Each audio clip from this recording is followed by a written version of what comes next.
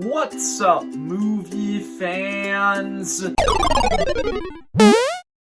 Guys, we just recently got the conclusion to one of my favorite shows of the past few years, Cobra Kai. This show is a legacy sequel to the Karate Kid franchise, focusing on Daniel LaRusso and Johnny Lawrence as adults over 30 years after the events of the original Karate Kid trilogy. I have been watching this show for a while. I think I started watching when it first came to Netflix, which was before season 3, and there are 6 seasons, so I have been watching this show for most of its lifespan, and I have been a huge fan of it. And now it is officially over, and I wanted to talk about the complete series. So today, I am going to be ranking all 6 seasons of Cobra Kai from the worst to the best. Let's just get straight into it. Number 6, my least favorite season of Cobra Kai, is unfortunately going to have to be the final season, season 6. Now, I actually had kind of a hard time deciding if I wanted to put this season in last place or not, but ultimately, I decided that season 6 does deserve it because it is, in my opinion, the most frustrating season of the entire show, because this entire season is kind of the best and worst aspects of the whole show.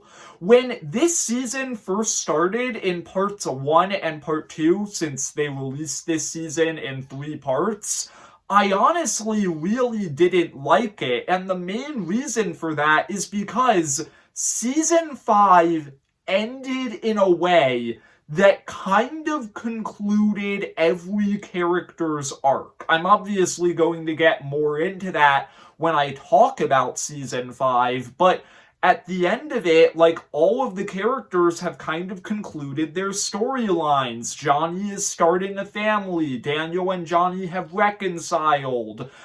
Miguel and Sam have repaired their relationship. Miguel and Robbie are on good terms, and all of the Cobra Kai students have left Cobra Kai.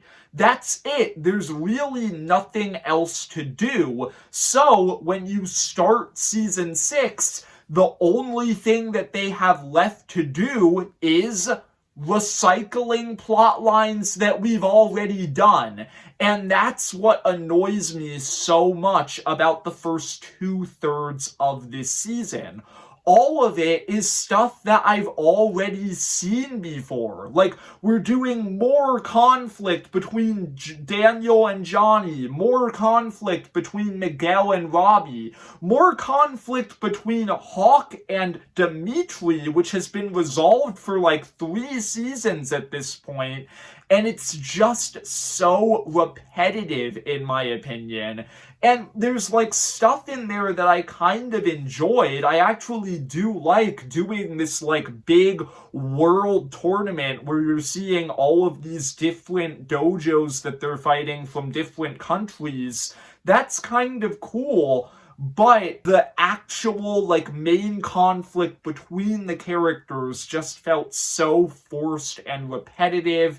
Beyond that, I think that this season goes a little bit off the rails at certain points and is a bit hard to take seriously. Like, Terry Silver has Daniel kidnapped at some point. Second part of the season ends with this massive fight that ends with the death of a kid. Like, it's just a little bit too far into absurdity. So, yeah, I have a lot of problems with season 6. With that being said, I did say that this season was the best and worst parts of the show.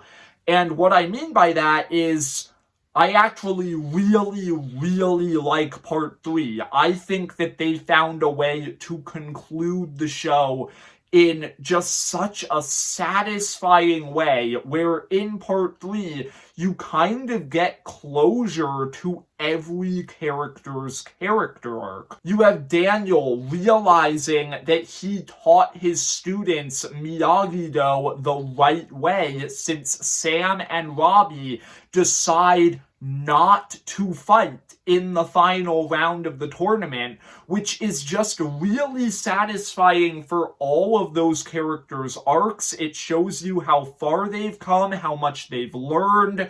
You have Miguel and Tori getting to win the tournament and become world champions, which is super satisfying for Tori because she's one of the characters in this show who has been through the most.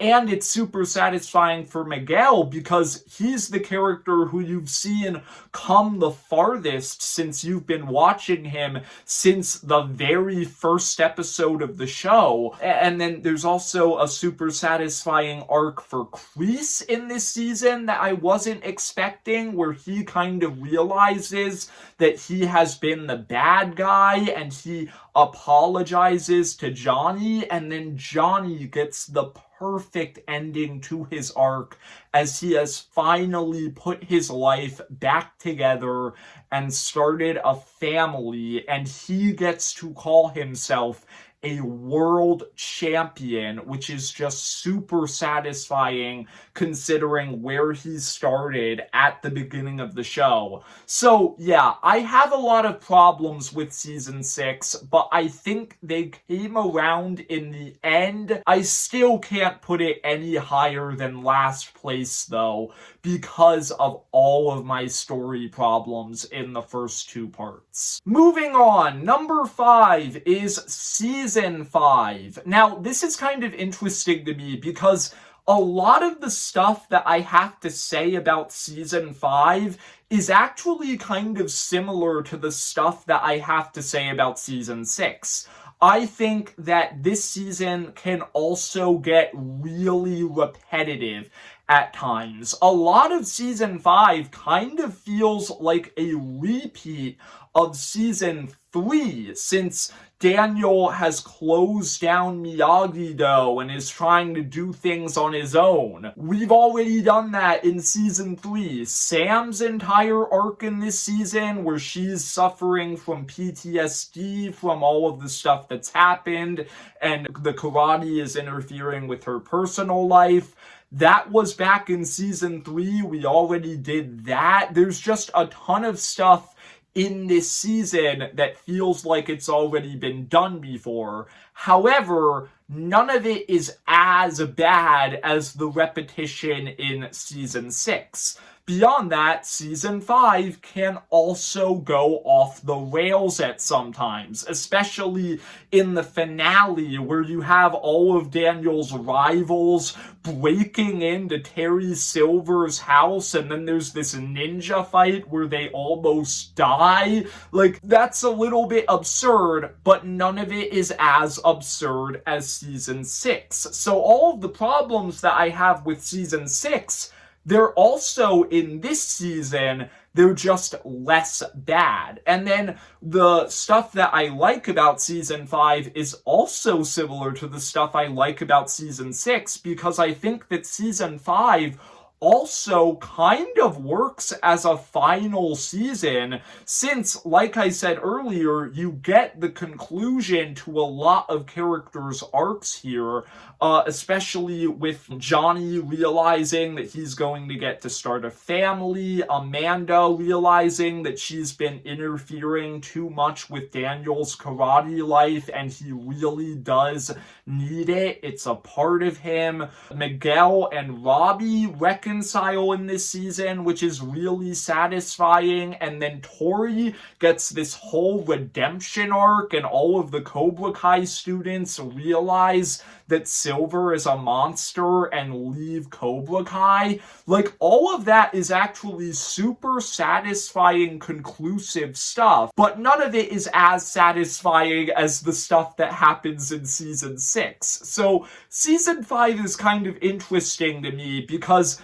there's a lot of stuff in here that I like, that I also like about season 6, and then there's a lot of stuff that I dislike about season 5 that I also dislike about season 6, but not as much here. So it's kind of weird talking about these two back to back. Also, I would just like to mention Chosen is the most prominent in season 5 as he is in the entire show, and that is a good thing because I like Chosen in Cobra Kai. I think he's funny. Moving on, number 4 is going to be season 2. This is probably one of the most important seasons of the entire show, but it's also not really that much of a fun one to watch, in my opinion. And the main reason for that is because season 1 ended with all of the Cobra Kai students basically turning into bullies. And so in season 2, a lot of the characters who you liked in season 1 are kind of unlikable here, and that leads to it being really hard to root for them. So that's really the main problem I have with season 2. It's why it's a little bit less fun to watch than other seasons. But still, I really enjoy season 2. This is the season where Daniel opens Miyagi-Do, his own dojo, and the entire season kind of follows Miyagi-Do and Cobra Kai getting into just this incredibly petty rivalry.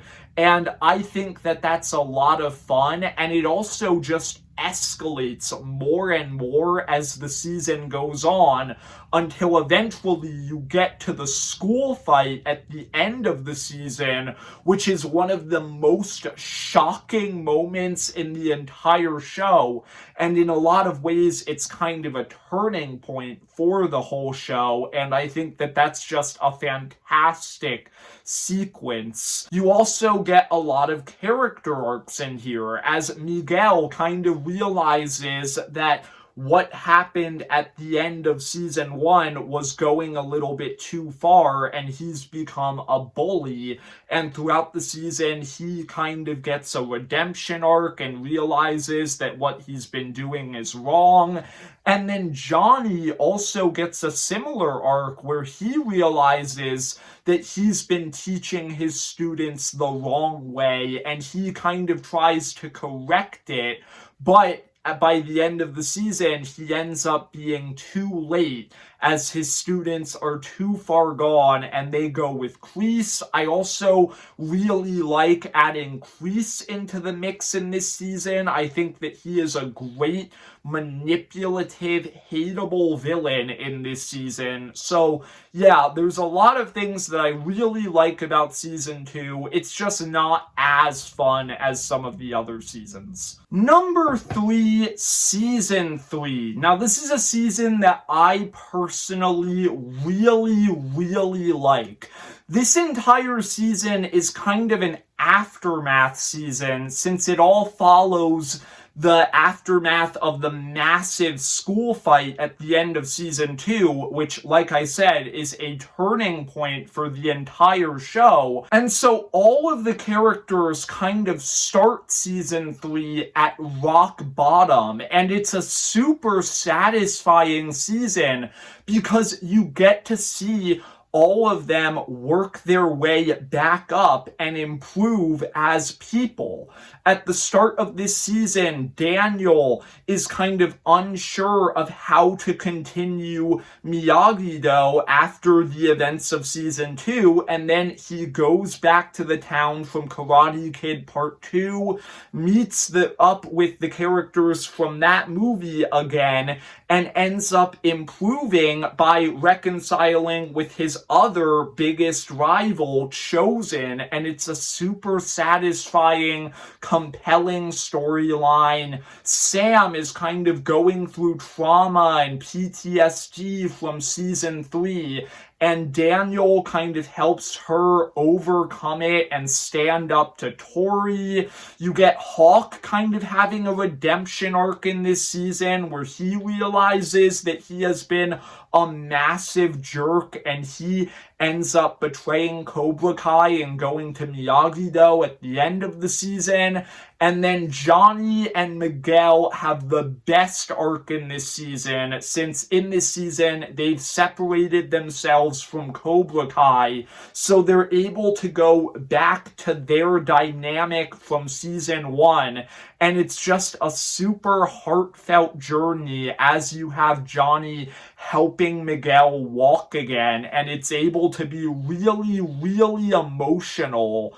And then, while you're having all of these arcs where all of these characters are starting at rock bottom and getting better, you also have an arc in there where a character starts at rock bottom and gets even worse, as you have Robbie feeling betrayed by both his father, Johnny, and his father figure, Daniel, and so he needs to find a new father figure, and he goes to Kreese and ends up becoming a member of Cobra Kai at the end of the season, which is a really compelling but really sad arc for him to have. So yeah, I just think that there are a lot of really satisfying elements to season 3. I also think that this is easily the season where Kreese is at his best as a villain, especially since you get to learn his backstory and how he became the way that he is in this season. So yeah, there's just a lot of things to love about season 3 in my opinion. Number 2 is going to be season 4. And I think that season 4 is easily one of the most well-written seasons of the entire show. In this season, you finally get, after 3 seasons of waiting, Daniel and Johnny putting aside their differences and helping each other teach their students, which is just really satisfying, like I said, after 3 seasons of waiting. But it also leads to a really compelling journey for both of them, since they start to get even more jealous of each other as they're still unable to fully accept the other's style. But their students start to like the other's style, since Miguel starts to kind of enjoy doing Miyagi-Do, and he starts to form this bond with Daniel, and Sam kind of likes Johnny's more aggressive Eagle Fang style, so she starts to go with him, and it causes this kind of turmoil between them. But by the end of the season, their students put the styles together, and they realize that they've been doing it all wrong, and they really are better together, which I think is one of the best arcs that either of those characters, Daniel or Johnny, goes on in the entire show, and it's really compelling and satisfying. You also have a lot of subplots in this season that I think are fantastic.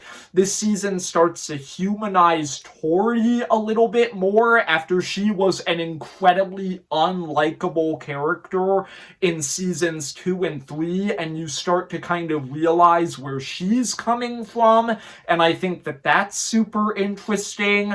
You get Terry Silver thrown into the mix here. I never liked Terry Silver in Karate Kid Part 3, but in this show, they add so many new layers to him, and he's just a way better villain who is way more threatening. I think he's way better written, way better acted, so I think this show actually improves Terry Silver, and the ending of this season where he takes over Cobra Kai from Kreese and manipulates Kreese into getting himself arrested was just super shocking and compelling. And then also, Robbie gets a fantastic redemption arc in this season as he tries to teach a kid who joins Cobra Kai, Kenny, but he ends up realizing by the end of the season that he's going about this the wrong way because he turned Kenny into a monster, and that helps him realize that he was wrong to go to Kreese, and you have this really emotional moment at the end of the season where he reconciles with his dad. So yeah, I think season 4 is easily one of the best seasons of the show because I just love all of the plot lines in here. But number 1, to me, this was pretty easy, I'm not gonna lie. I love so many seasons of this show, but nothing even comes close to season 1, in my opinion. I still remember when my family started watching this show. When I first heard the concept, I thought it sounded terrible. I'm not gonna lie. Like, a show about an adult Daniel LaRusso and Johnny Lawrence 30 years after Karate Kid. Why would I care about that? Who wants to watch a show about that? I just thought that that was a really weird idea. And then we started watching it, and we were hooked, so much so that we binged the entire first season in a day, which my family does not do often with TV shows. But it's just a really compelling story where they take these characters and they see what is the natural next step? Like, what would happen to them 30 years after the original trilogy? And it's really interesting. Johnny starts this show as a loser who has his life completely in shambles, so he decides to go back to the one thing he's good at, karate, and reopen Cobra Kai to help Miguel stand up to his bullies. But because he reopens Cobra Kai, Daniel takes notice, and it reignites this rivalry between them 30 years later, and it's actually really compelling to see that continued. And the writers in this season are just so good at creating such natural conflict. What would create conflict between these characters? What if Daniel started teaching Johnny's son, Robbie, karate? That creates conflict. And what if Johnny's student, Miguel, starts dating Daniel's daughter, Sam? That creates conflict. Like, they're just really good at creating this natural conflict between characters.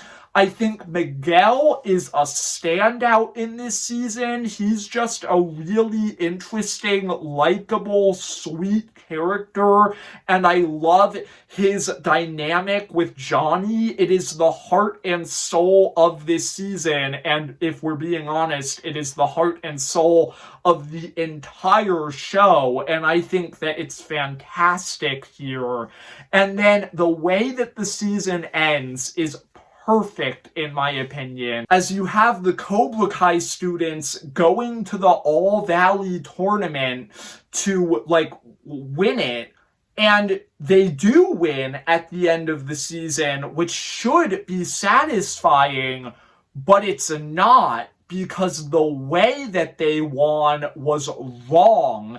And Johnny realizes that by teaching his students the Cobra Kai style, he has turned them into monsters and into bullies like he was as a kid.